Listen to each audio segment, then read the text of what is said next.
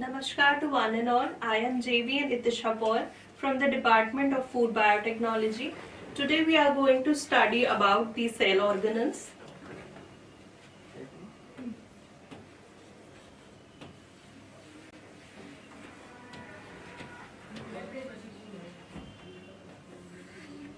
The first cell organelle which we are going to study about is mitochondria.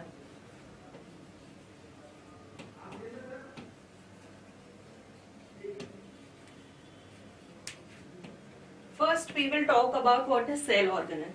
Basically जैसे for example हमारी body में we have different parts of our body. For example our hands, for example our legs. ऐसे ही cell has its own different organs and these organelles are known as cell organelles.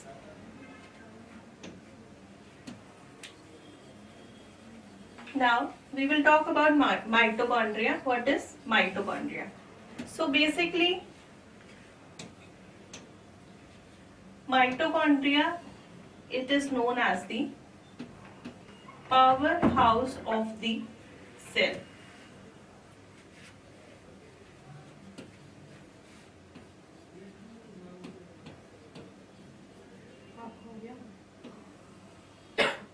It is the most important term. और अगर हम mitochondria for example अगर आप MCQs में देखते हैं तो बहुत जगह ये क्वेश्चन आपसे पूछा जाता है कि mitochondria is also known as the power house of the cell. हम आगे पढ़ेंगे क्यों बोला जाता है it is known as the power house of the cell, क्यों बोला जाता है. Next we will talk about some of the properties of mitochondria like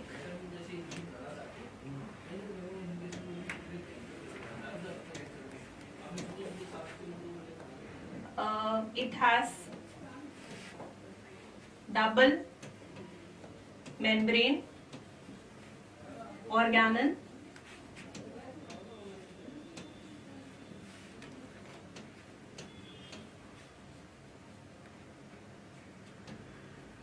अगर हम इसकी if we talk about the structure of mitochondria, if we talk about the structure of mitochondria, then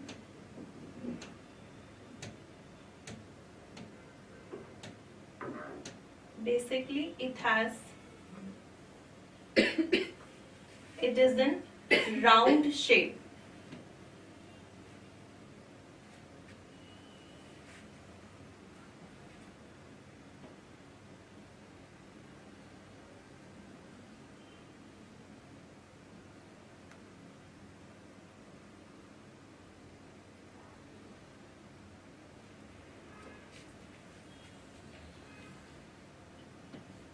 This membrane is known as the outer membrane or also known as the outer layer.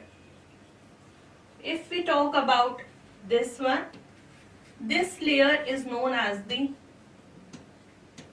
inner membrane or the inner layer.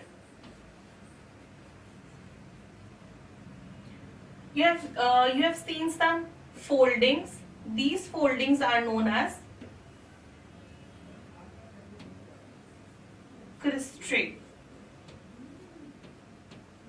and there is a flute-like gel present in the inner membrane of the mitochondria. That gel is known as matrix.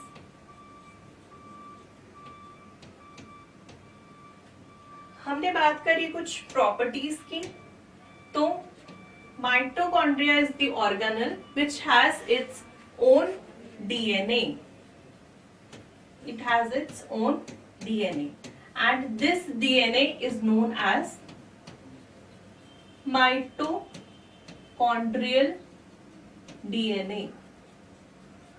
Okay, so it has its own DNA. काफी questions में ये पूछा जाता है कि which organelle has its own DNA. So it is the mitochondria which has its own DNA which is known as mitochondrial DNA.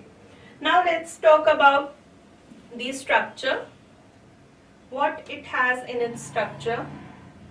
For example, हमने बात करी outer membrane की. So the outer membrane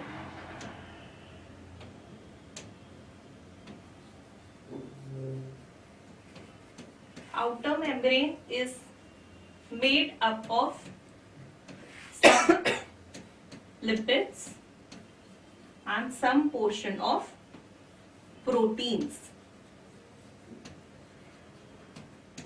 In this we can see it has some dots in the structure. These dots are known as porins. Basically porins क्या होते हैं आपके, ये outer membrane का ही पार्ट होता है. और पोरेंस जो होते हैं वो क्या होते हैं आपके, ये एक प्रोटीन्स होते हैं. And what does these proteins do? These proteins help in the, like ये आपके लिए एक चैनल बनाते हैं for the ions to come inside and to go outside of the membrane. So they act as a channel, ion channel हम इसको बोलते हैं. They can act as a channel. इसके बाद हम बात करें, फॉर एग्जाम्पल हमने पहले ही बात कर रखी है, इसके अंदर इसका क्या होता है, it has its own DNA. तो we can name it as its own mitochondrial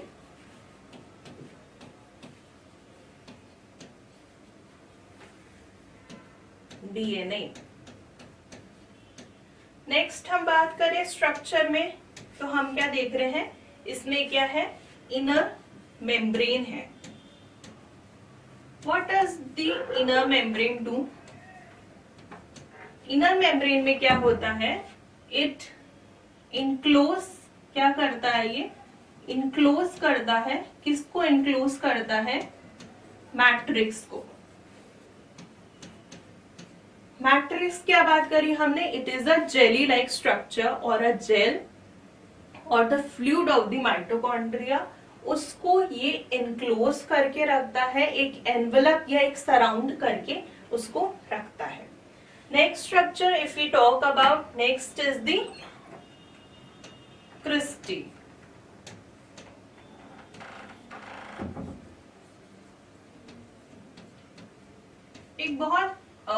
एक बहुत इजी सा क्वेश्चन आप सबके माइंड में जनरेट हो रहा होगा कि मैम ये जो लेयर है ये ऐसी अनफोल्डेड क्यों है, कि मैम ये लेयर एक सीधी भी हो सकती थी. But the like scientific reason behind this is that अगर ये ऐसी होगी और अगर ये ऐसी होगी तो द मेन डिफरेंस इज कि ये क्या करता है, इसमें क्या होता है, सरफेस एरिया ये इंक्रीज हो जाता है, इंक्रीज होता है. जब आपकी लेयर एक फोल्डेड या अनफोल्डेड पैटर्न में रहती है तो उसमें आपका एरिया इंक्रीज हो जाता है, और जब वो अनफोल्डेड पैटर्न में होती है तब उसका सरफेस एरिया कम होता है. ये सरफेस एरिया क्या काम करता है वो हम आगे इसके फंक्शंस में देखेंगे कि इसकी क्यों नीड होती है सरफेस एरिया को इंक्रीज करने के लिए, उसके लिए क्या इंपॉर्टेंट होता है. नेक्स्ट अगर हम बात करें स्ट्रक्चर की, जो हम बात कर रहे हैं,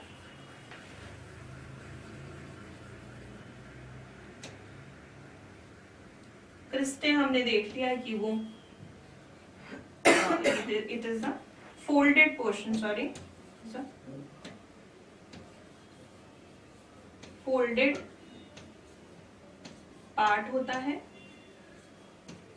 नेक्स्ट इसके अंदर होता है आपका, हम क्या देख रहे हैं, एक और चीज हम देख पा रहे हैं इसके अंदर क्या है, वो है matrix.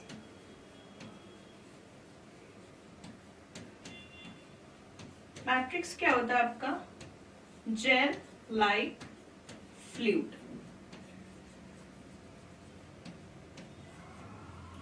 So basically it is the structure of the mitochondria. Basically ये सारी चीजें होती हैं, कुछ ये इंपॉर्टेंट चीजें हैं, कुछ इसके पार्ट्स हैं। These are the important parts of mitochondria. And next we will talk about the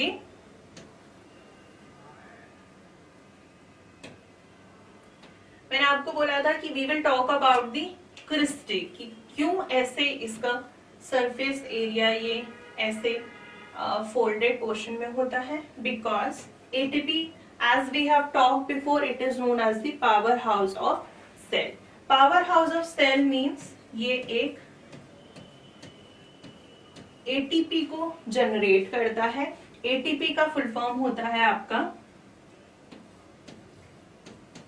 adenosine triphosphate.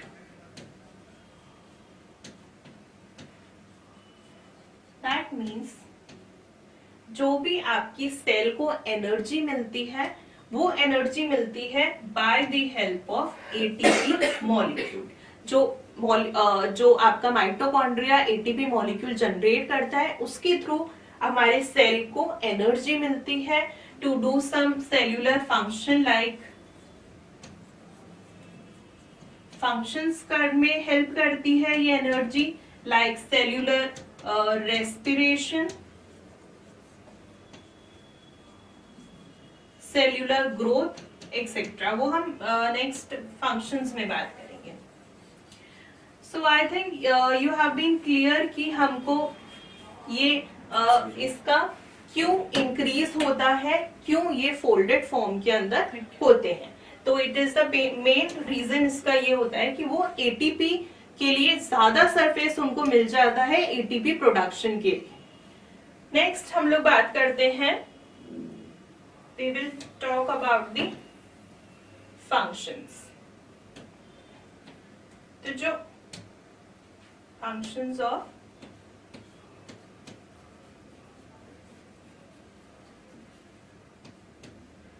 क्या फंक्शंस होते हैं। सबसे फर्स्ट हमने क्या बात करा कि it is known as the power house of the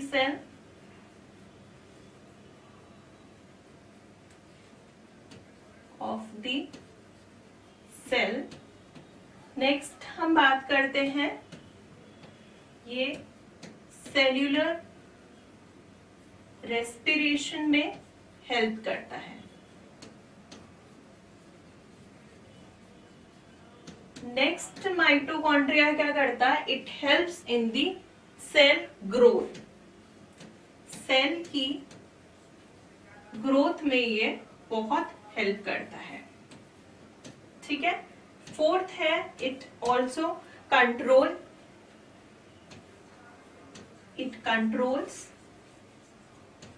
some cellular activities and it also controls cell growth में भी ये काफी हेल्प करता है।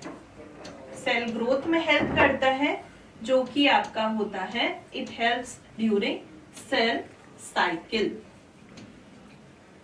फोर्थ पॉइंट अगर हम देखें फंक्शंस में, तो इसका फोर्थ पॉइंट होगा कि ये it also helps in respiration देख लिया हमने, ग्रोथ देख ली, सेल साइकिल देख लिया, और it also help in oxidation phosphorylation.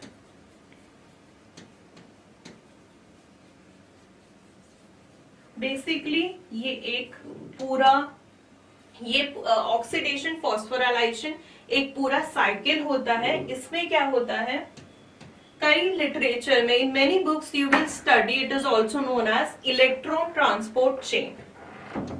Etc के नाम से आपको कई लिटरेचर में दिखेगा ये। It is known as electron transport chain. Basically इसके अंदर क्या, हम ज्यादा ब्रीफ में इसको पढ़ेंगे नहीं, but just I will show you the overview of oxidation phosphorylation। जो स्ट्रक्चर में हमने देखा कि जो मैट्रिक्स होता है, जो फ्लूइड लाइक स्ट्रक्चर होता है, बेसिकली ऑक्सीडेशन फॉस्फोराइलेशन कहाँ पे होता है, इसकी inner membrane and between the matrix, इसके अंदर होता है ये स्टेप। इसमें क्या करता है, ये एक जब ये होता है तब क्या होता है, आपके एटीपीज जनरेट होते हैं, एटीपी जनरेट होते हैं, then they will transfer to this cell और उसके थ्रू वो अपनी मेटाबॉलिक प्रोसेसेस करता है। जैसे हमने पढ़ा कि इलेक्ट्रॉन ट्रांसपोर्ट चेन होती है, उसी के साथ साथ एक बहुत इंपॉर्टेंट साइकिल भी होता है इनर मेम्ब्रेन में, दैट इज नोन एज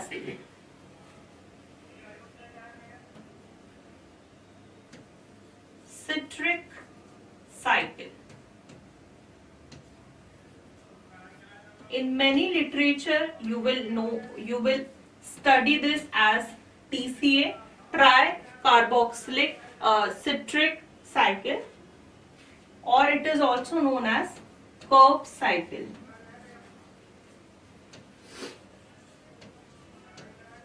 अगर हम देखें ऑक्सीडेशन फॉस्फोराइलेशन में जो कि प्रोसेस होता है आपका एटीपी जनरेट करने का, इसमें अगर हम बेसिकली देखें कि एक साइकिल में कितने एटीपी आप बना सकते हैं, तो अगर हम एटीपीज को काउंट करते हैं तो in one cycle around 32 ATPs are generated in one cycle.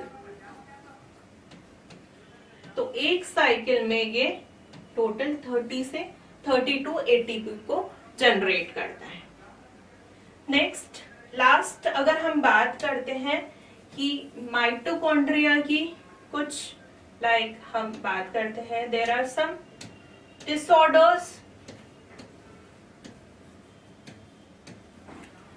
Disorders की हम बात करते हैं या कुछ डिजीजेस की हम बात करते हैं, तो देयर आर सम डिजीजेस और some disorders which can occur due to the malfunctioning और due to the not proper functioning of the mitochondria. For example अगर हम बात करते हैं तो देयर आर सम डिसऑर्डर्स जिसको बोलते हैं एल्फर डिजीज।